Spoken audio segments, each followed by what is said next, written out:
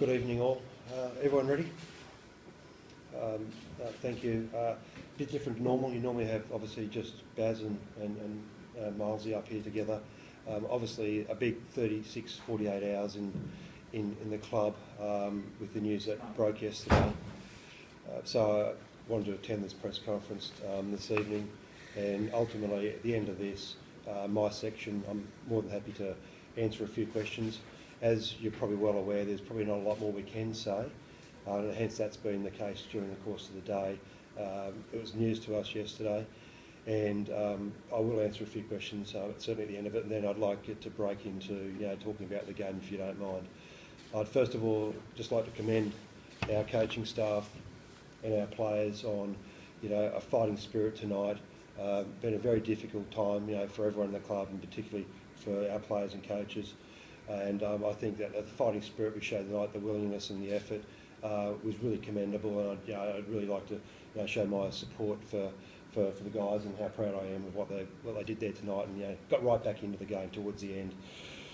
Earlier today, we released a statement. You may have a copy of that, and if you haven't, our media manager Wayne Cousins has a copy to hand here tonight to give to you.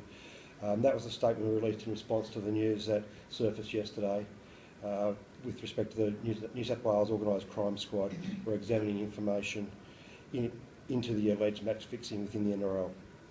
At this point in time, we're aware of a one-line statement from a police spokesperson. That's all we're aware of.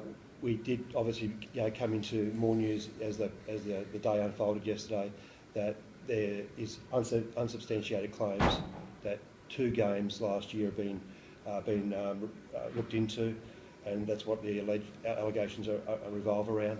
Those 2 games were 2 games which Manly participated in, and as a result of that, we've been linked to this allegation.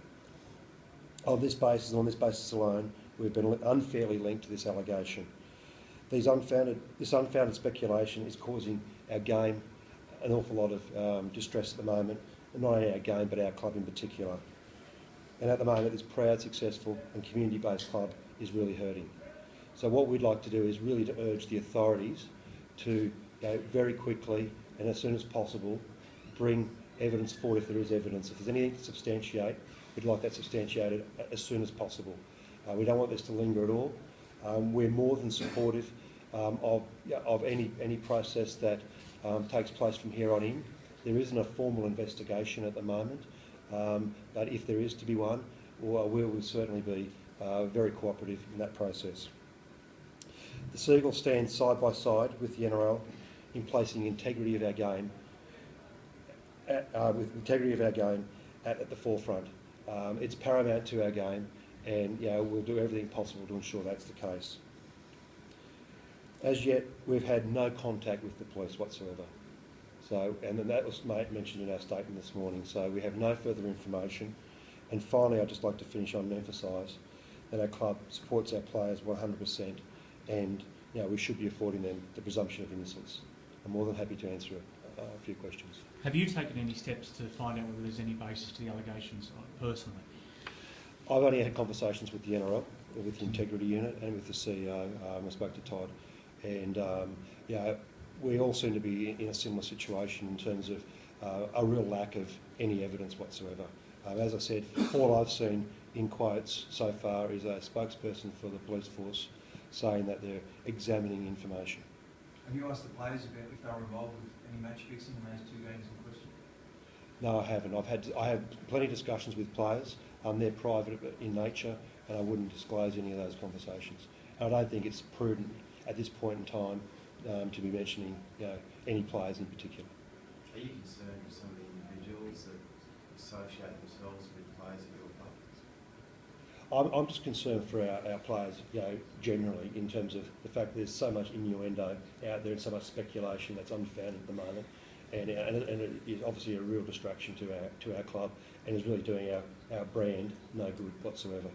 Is there a concern though about some of the colourful identities that have been associated with your club? I'm only reading that in the newspapers myself, Liam. I wasn't aware of any links to identities until what's unfolded in the last 24, 48 hours. So no, I certainly had no preconceived concerns at all regarding our players and who they associate themselves with.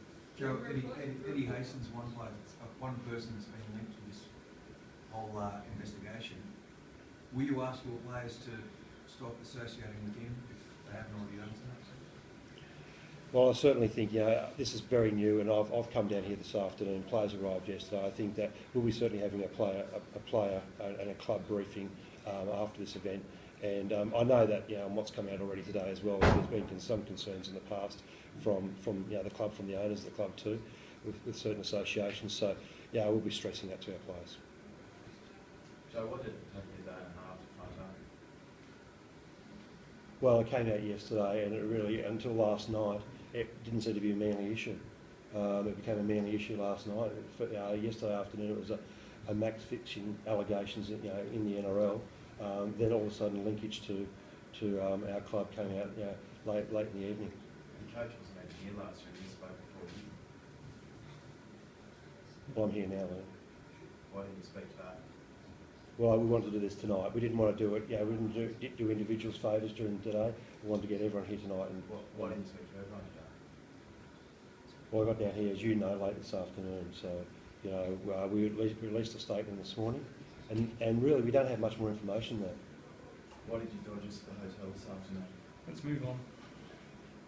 Joe, you said you haven't heard from the police about any of this investigation. Is there any truth that there were some warnings given last year to some of the players about the company and LPV? I'm not aware of that last year, to be honest at all. I've seen that again today, but I'm not aware of any associations. From really from the last 24 hours, has really come out evident from that point of view. You're not aware of it? That No, actually didn't happen? no, I'm not aware of it. No. There are reports that people at the club actually went to the NRL some 18 months ago. Yeah. Is that how it all came Yeah, about? I've only heard that myself in the last 24 hours again. I started 18 months ago, and I believe it might have been just a little bit longer than that. I wasn't aware of it until yesterday that was the case, but yes, it has been confirmed that there was a meeting with the NRL regarding some concerns over certain associations. Joe, I think this is proven. Todd Brenda telling us yesterday the call for live bands. Is that something you'd endorse? We've certainly put that in our statement this morning as well, so we concur with the NRL, and as I say, we stand side by side with the NRL in taking any tough stance that's required in this situation, because it's if it's proven, it's obviously the worst possible activity that could be occurring in our game, and as we said earlier on, the integrity of our game is everything. I don't want to be repeating myself, but claims like this are pretty shocking. I mean, it is your plan to sort of get the players aside and just ask them what exactly is going on. If it is true, let us know. Well, what we've got to do is we've got to let the police investigation, if they do investigate. Don't forget there is no formal investigation as far as we're aware at this point in time.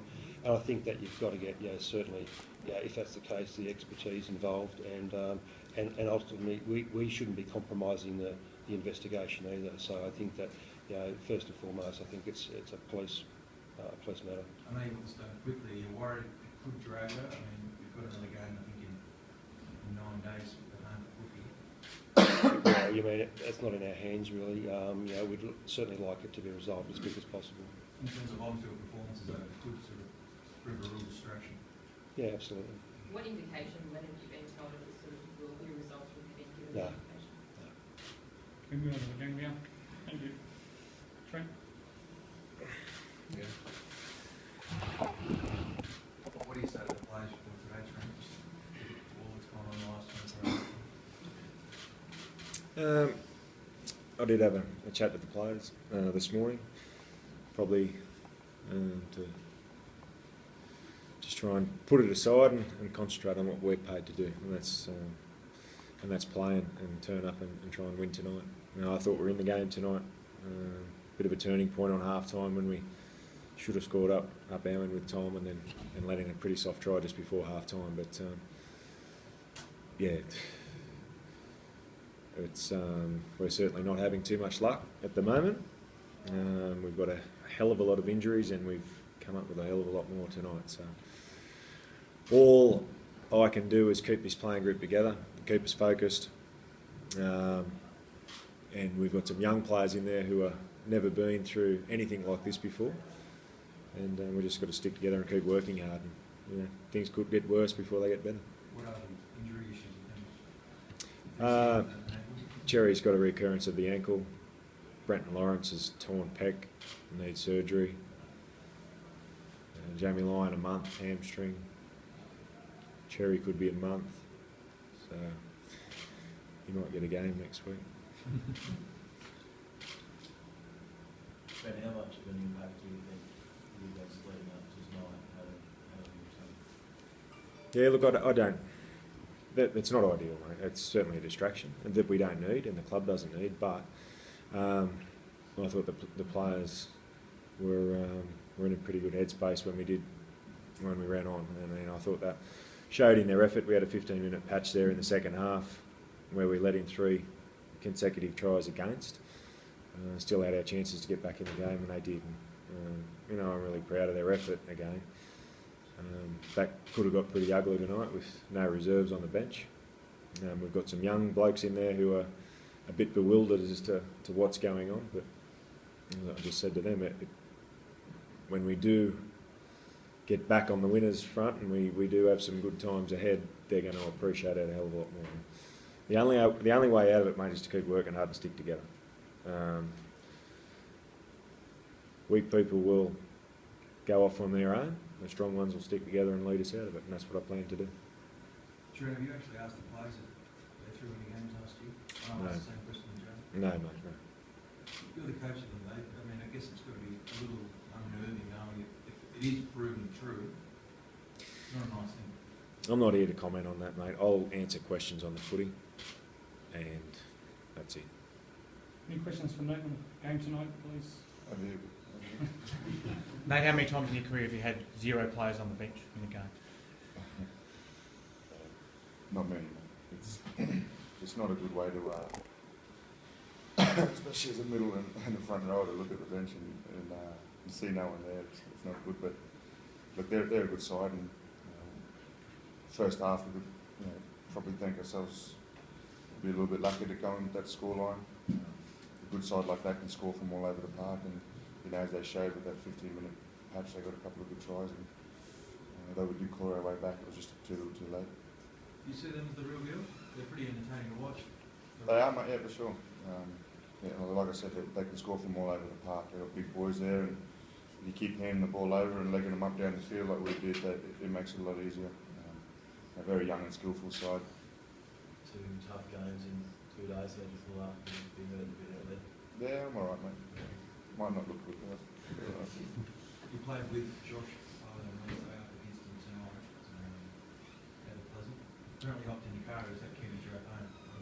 yeah, look, I actually had a chat to him before. I was sending him down with some coffees before he left to drive home. And look, I actually think he looked after me a couple of times, and I think he could have bet me an half. But Josh is a good kid, and I honestly don't think there's a player like him in regards to strength and ability and what he possesses. So, a fantastic asset for this club, and one of the best guys I've ever met. That's it. Thank you.